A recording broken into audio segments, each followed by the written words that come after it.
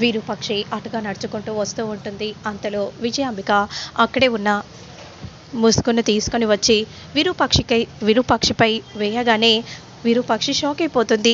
ఎవరు ఎవరు అని విరూపాక్షి అనబోతూ ఉన్న సమయంలో వెంటనే విజయాంబిక విరూపాక్షిని గట్టిగా పట్టుకుంటుంది. దొంగ దొంగ దొంగ అని గట్టిగా అరుస్తూ ఉంటే అంతలో చంద్ర, సుమ బయటికి వస్తూ ఉంటారు.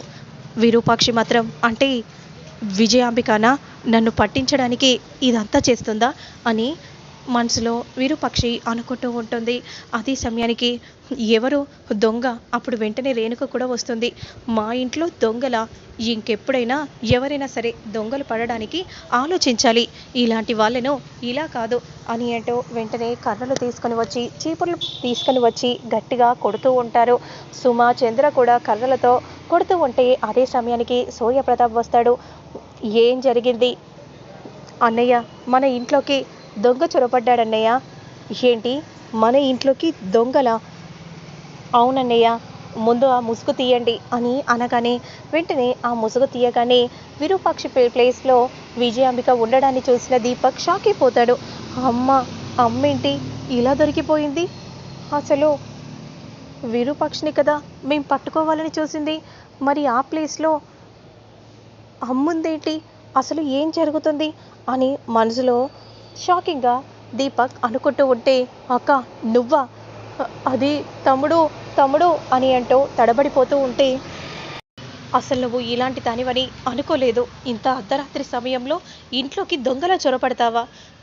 ఎందుకు చొరబడ్డావు చెప్పు అని అంటూ ఉంటే, ఇప్పుడు నేను ఏం చెప్పాలి? ఏం చెప్పినా సరే మొదటికే మోసం వస్తుంది. ఇప్పుడు నేను ఏం చేయాలో కూడా అర్థం కావట్లేదే అని మనసులో అనుకుంటూ ఉంటుంది. అది కాదు తమ్ముడు, ఎందుకో నిన్ను చూడాలని అనిపించింది తమ్ముడు.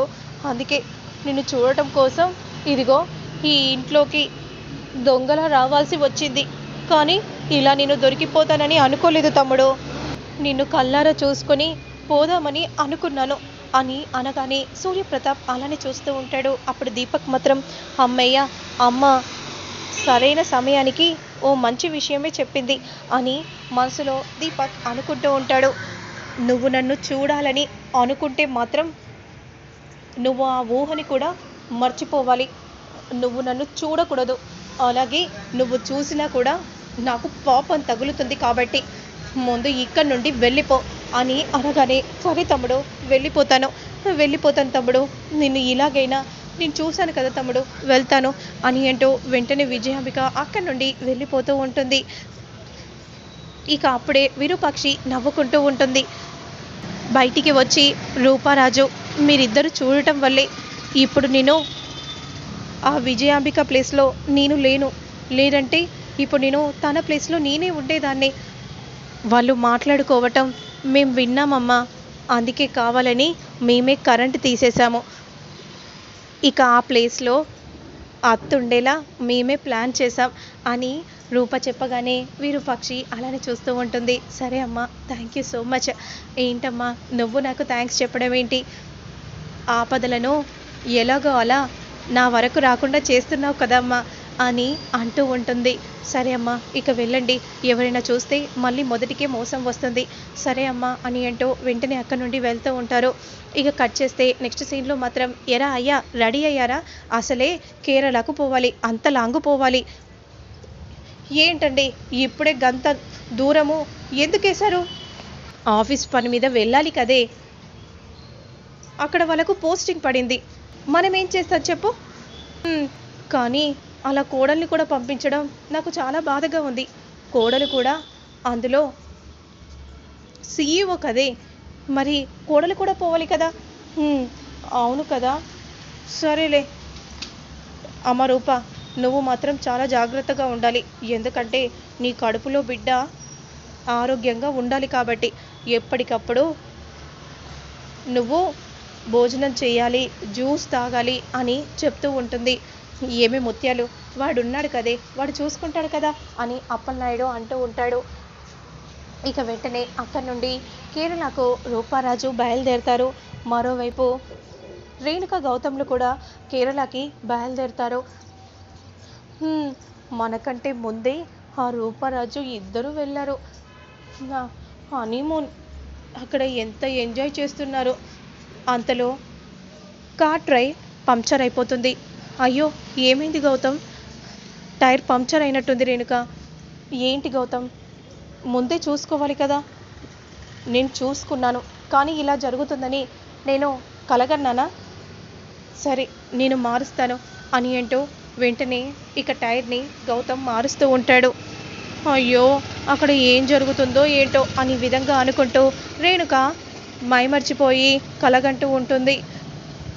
రూపారాజు ఇద్దరు కూడా ఎంతో సంతోషంగా ఫీల్ అవుతూ ఉంటారు. వాటర్లో రాజును పడేయగానే రూపను కూడా తన వద్దకు లాక్కుంటాడు. అలా ఇద్దరు ఒకరికొకరు చూసుకుంటూ ఉంటారు. వాటర్తో అలా ఇద్దరు కూడా తడిసిపోతూ ఉంటారు. రేణుక రేణుక అని గౌతమ్ పిలవగానే, చెప్పు గౌతమ్, ఏంటి అంత పరధ్యానంగా ఏం ఆలోచిస్తున్నావు? అక్కడ ఏం జరుగుతుందో అని నాకు కంగారుగా ఉంది. ఏం కాదులే, పద అని విధంగా అంటూ వెంటనే ఇక రేణుక గౌతమ్లు బయలుదేరతారు. మరోవైపు హోటల్కి చేరుకుంటారు రూపారాజు. రెండమ్మాయి గారు అని అంటూ వెంటనే రూమ్లోకి రూపారాజు ఇద్దరు వెళ్తారు. రాజు, ఈ స్పెట్స్ ఎక్కడివి? ఇందాకే నేను హోటల్ నుండి వస్తుంటే ఇదిగో నాకు ఒక అమ్మాయి ఈ స్పెట్స్ని గిఫ్ట్గా ఇచ్చింది. ఎవరు రాజు? ఏమో, మన ఆర్ఆర్ కంపెనీ గురించి తెలుసంట. అందుకే సార్ మీరు ఈ స్పెట్స్ పెట్టుకుంటే చాలా అందంగా ఉంటారని చెప్పారు. అమ్మాయి గారు, మీకు కూడా ఈ స్పెట్స్ చాలా అందంగా ఉంటాయి, మీరు కూడా పెట్టుకోండి అని అంటూ వెంటనే అలా రాజు రూపకి పెడుతూ ఉంటాడు. మరోవైపు గౌతమ్ రేణుక ఇద్దరు ల్యాండ్ అవుతారు. ఈ గెటప్లో మనల్ని ఎవ్వరు గుర్తుపట్టరు కదా గౌతమ్, ఎవరు గుర్తుపట్టరు రేణుక. ఇప్పుడు మనం ఏం చేద్దాం? ఏముంది, కరెంట్ షాక్ కొట్టేలా చేయాలి. అవును రేణుక, నేను చూసుకుంటాను. ముందు త్వరగా వెళ్ళి కరెంట్ షాక్ కొట్టేలా వాళ్ళున్న రూమ్లోనే ప్లాన్ చేసిరా. ఓకే అని విధంగా అంటూ వెంటనే రూపారాజు ఇద్దరు కూడా భోజనం చేయడానికి బయటికి వెళ్తారు. ఆ సమయంలో గౌతమ్ వాష్రూమ్లోకి వెళ్ళి వాటర్ వచ్చే ప్లేస్లో వైర్ని వదిలిపెడతారు. అప్పుడు వెంటనే గౌతమ్ బయటికి వస్తారు. గౌతమ్, చెప్పినట్టుగా చేసావా? ఇంకొద్దిసేపట్లో ఆ రూపారాజు ఇద్దరు రూమ్లోకి వెళ్తారు. ఆ తర్వాత కరెంట్ షాక్ కొట్టి కెవ్వు కేకలు మనకు వినిపిస్తాయి.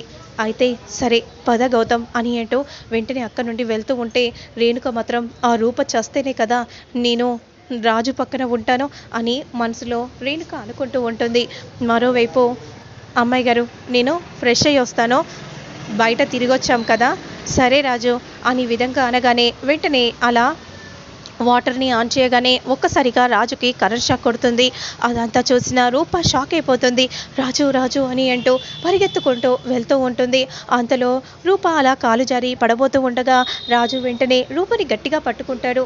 ఏం జరిగిందా అని గౌతమ్ రేణుక ఇద్దరు వచ్చి చూసేసరికి ఒక్కసారిగా షాక్ అయిపోతారు ఇద్దరు కూడా.